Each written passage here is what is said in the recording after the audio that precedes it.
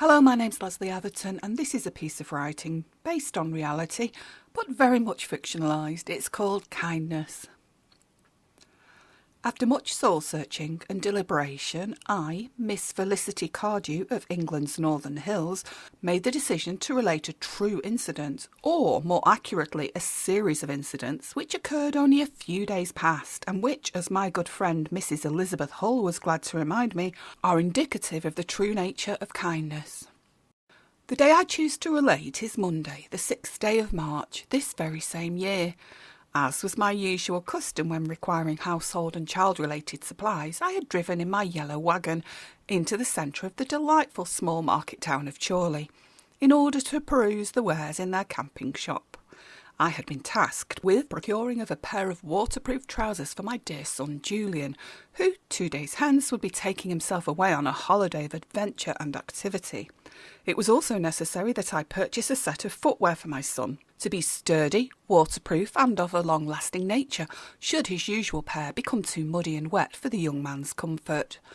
However, I do not tell the entire tale. There was a further reason for my waggon trip and for the spending of monies I could ill afford. There was also another reason as to why I had selected the available resources of the town of Chorley in preference to the convenient but impersonal Middlebrook shopping village.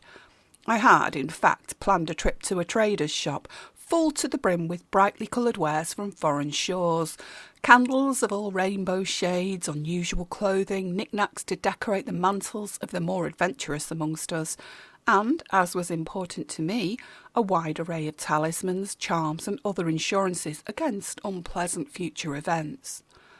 I am aware that not all are in favour of such tokens. While speaking to my good friend Mrs. Eleanor Scott later that day, she was quick to make clear to me her hearty disapproval of such strange totems. She was sure that any decent person who had worked hard and who was morally without question should not under any circumstance require a good luck charm, and that it would have indicated negativity towards my own skills and efforts to ascribe any good fortune to such fripperies. Good fortune is the result of good preparation and good intentions, she said. Undoubtedly, I did agree. However, dear reader, there are some occasions in life where more is required than blind faith and hopefulness. The following week, on Tuesday the 14th of March, I was assigned to attend a solicitors' meeting regarding a most delicate matter. Please, dear reader, do not assume that I felt the legal processes would not go in my favour, and that despite my being plainly of the gentler sex, I felt convinced I would not be taken as seriously as any other personages also involved. Neither was the truth, and nor did I fear the judiciary's decision would be unjust. I required additional strength, or a helping hand if you like, as I knew I would be required to sit mere feet from at least 3 difficult and strong male persons. I hesitate to describe them as gentlemen, for they were not in any way gentle beings. You may remember from last week's journal entry that my good friend Mrs. Elizabeth Hull has previously referred to our situation and my subsequent reaction as my making a tiger out of a rather smelly cat. She may well have been correct in her judgment regarding my taking the case more seriously than it had hitherto required, and of my turning a group of weak yet bullying males into demons within my own mind. Nevertheless, my requirement for strength remained unabated, and my desire to purchase a token was unchecked. Following a detour into 2 or 3 small trade emporiums, I found myself at the camping supplies shop, and purchased the intended waterproof trousers and boots, while greatly enjoying an animated discussion regarding the artwork on my refrigerator and artists of repute. I then made my way without apprehension or anxiety to my chosen trader of charms, the Emporium. Upon my entering the unusual establishment, the lady caring for the goods within struck up a conversation with me, the better to discover the nature of purchase I hoped to make. I responded easily to her conversational advances, and replied without awkwardness that I required an item to give me strength.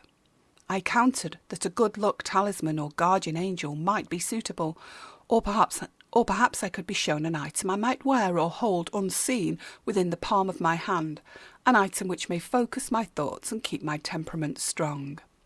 The shop lady graciously asked why a person such as myself would be led to requiring such a strength giver, so I engaged in conversation about my legal affairs and about the unpleasantness involved with the male personages in question.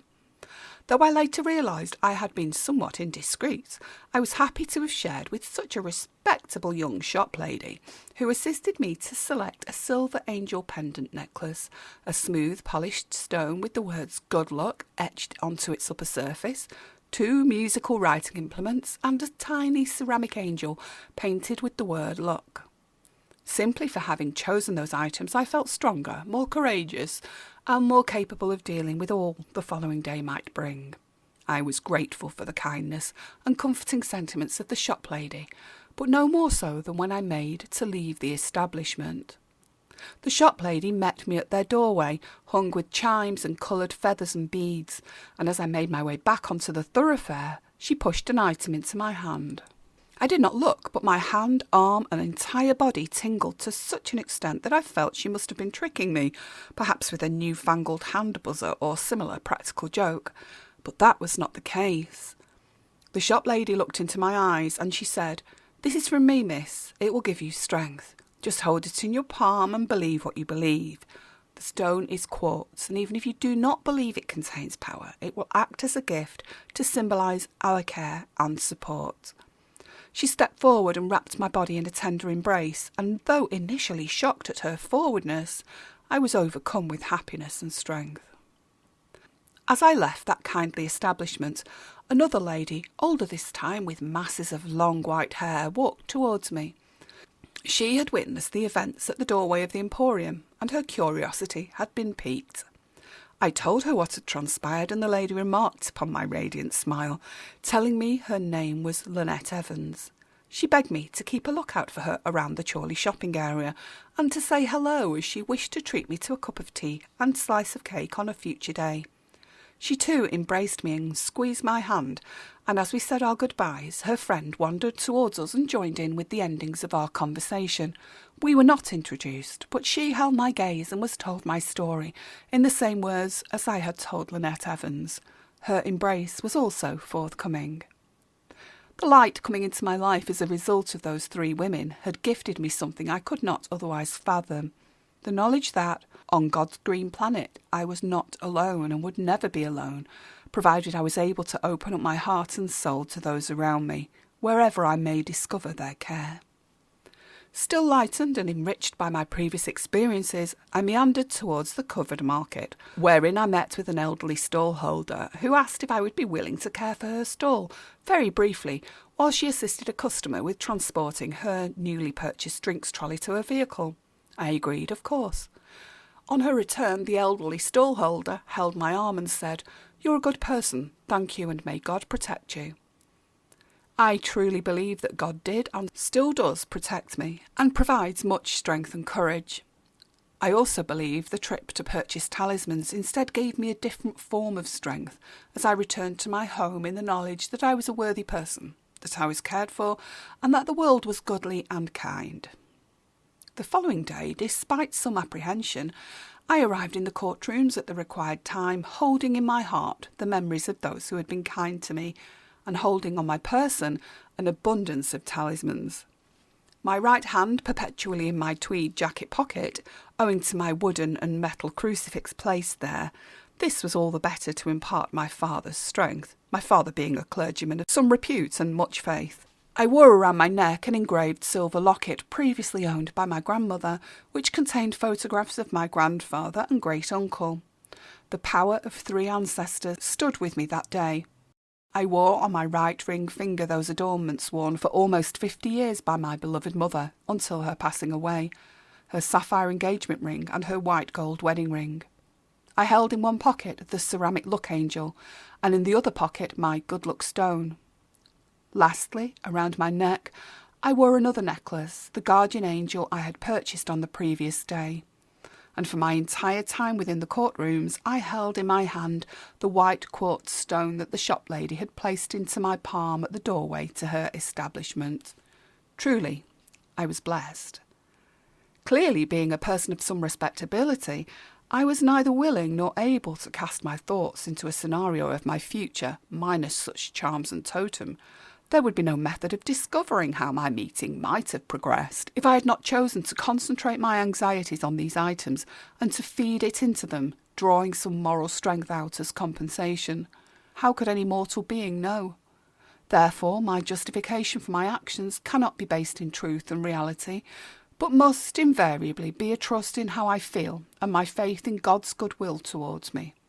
I do not deny that my mood improved as I touched upon each protector in my possession, but I feel my mood was mainly improved as I had put in my utmost efforts to be the best that I could be, and that other good people had seen that and judged me rightly. As chance would have it, and despite, or perhaps because of, my intricate preparations for the legal event, the 3 male personages opposing me did not appear within the solicitor's premises by the appointed time, they having been held up with official matters within their chambers. We left the courtrooms in some jubilation, as the judge ruled the case to be removed from the records. The event cost me over £1,000 in legal support, but it is nevertheless the tale of my triumph, and though it were a triumph by default, surely it was a triumph indeed.